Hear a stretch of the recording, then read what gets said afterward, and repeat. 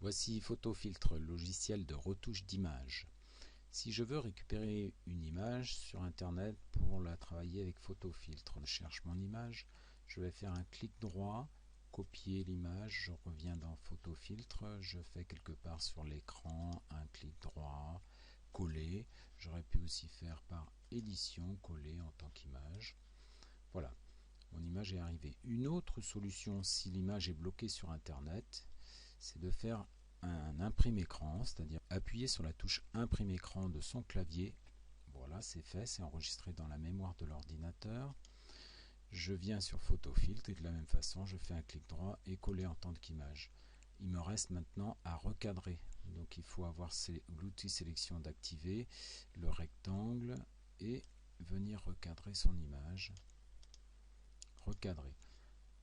Si l'image est bloquée sur internet, ça veut dire qu'il y a des droits sur cette image. Donc si je l'utilise dans un cours, ça va. Si je dois la publier, bien sûr je n'ai pas le droit. La publier sur un site quelconque, je n'ai pas le droit. Il faut en demander l'autorisation. Revenons à PhotoFiltre. Donc mon image est arrivée. Si sur ma molette de souris je roule, je vais agrandir, diminuer. Si je double-clique dans la zone bleue, elle vient en plein écran. Je ne vois plus l'image de Pinocchio dessous. Je sais par fenêtre que j'ai bien deux images, mais je ne la vois plus. Donc il faut que je redimensionne mon image pour la rétrécir si je veux utiliser les deux images à tour de rôle. Alors ce que nous allons voir, ce sont les icônes, cette partie de droite. Ensuite on verra la partie du menu et une ou deux icônes qu'il y a dans la barre d'outils du haut. Donc ici, on a les couleurs. Donc les couleurs, la couleur d'avant-plan, la couleur d'arrière-plan. Je peux les inverser. Je peux choisir en bas une couleur en cliquant gauche pour l'avant-plan, en cliquant droit pour l'arrière-plan. Je peux aussi avoir une nuance en venant sur les autres panneaux de couleurs et en choisissant une nuance de couleur. Je peux aussi double-cliquer sur le panneau couleur pour choisir une couleur précisément. À quoi sert l'arrière-plan? J'ai l'outil sélection, je vais faire un rectangle dans ma photo, je supprime et donc j'ai un fond blanc qui apparaît parce que c'est un fond blanc qui est choisi en arrière-plan. Si j'inverse ici, je refais un rectangle, je le supprime, il est rouge puisque ma couleur d'arrière-plan est rouge. Voyons les différents icônes. Donc l'outil sélection, on vient de voir qu'on pouvait l'utiliser pour sélectionner une partie de l'écran avec une forme ronde, rectangulaire ou autre. Une autre intéressante, c'est le lasso, donc qui va me permettre de sélectionner, si je fais un tracé précis, un élément précis. Bon là je vais un peu vite, c'est saccadé. Je pourrais aussi agrandir mon image pour essayer de faire un travail plus précis. CTRL C sur mon clavier pour copier et CTRL V pour coller. Donc l'œil est arrivé, voilà, Shrek aura un troisième œil. Je passe à la pipette. Donc la pipette va me permettre de choisir par exemple une couleur précise dans l'image. Je veux ce marron là, voilà, il apparaît ici. Si je fais un clic droit, j'aurai sélectionné la couleur d'arrière-plan.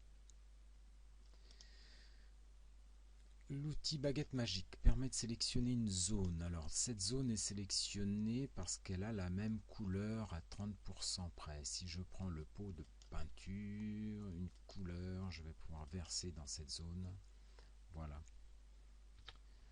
L'outil bombe, donc je peux choisir la pression, la dispersion, le rayon et donc taguer le dessin. Le pinceau, pareil, on choisit une taille et on peut dessiner.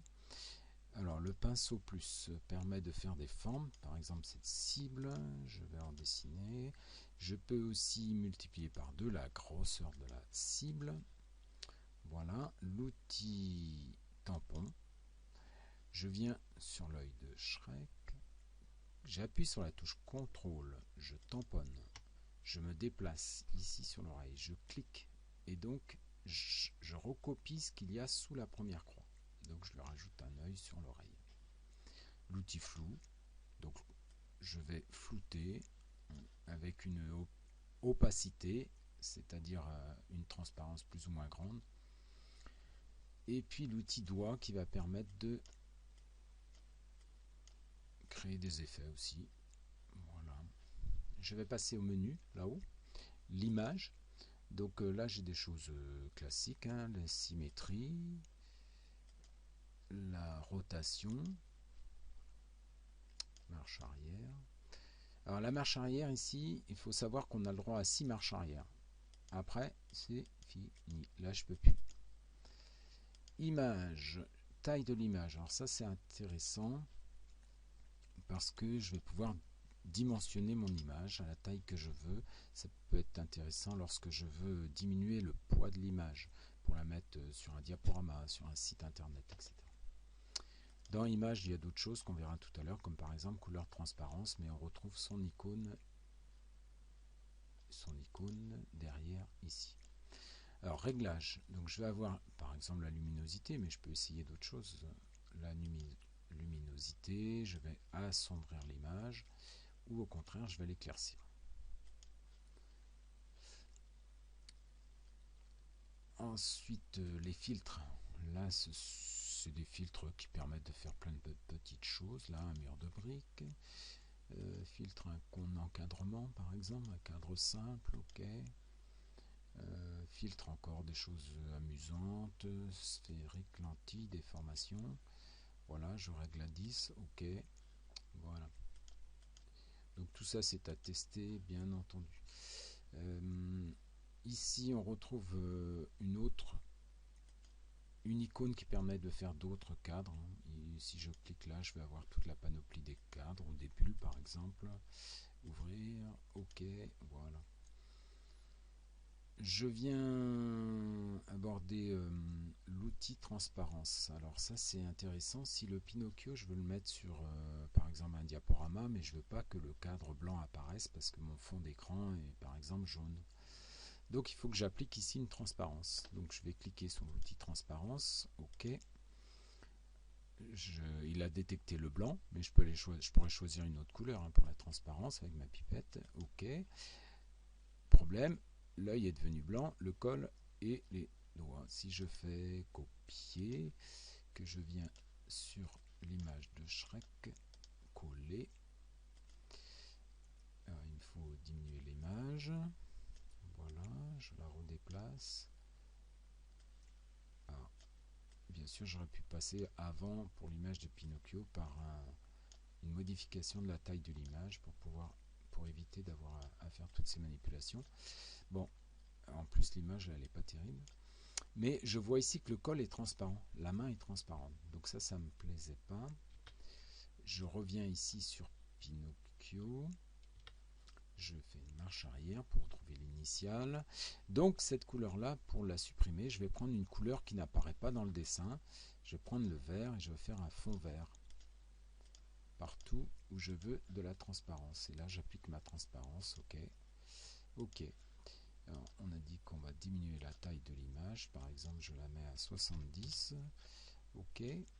Voilà. Je vais faire un copier et je vais faire ici un coller. Voilà. Qualité est pas bonne. Mon Pinocchio est ici. Marche arrière. Une dernière chose. Quand j'ai fait une transparence, si je veux enregistrer ce dessin et qu'il conserve sa transparence, donc fichier enregistré sous, il faudra obligatoirement que je l'enregistre en GIF ou en PNG, mais pas en JPEG ni en BMP. Voilà, ces deux formats d'image supportent la transparence.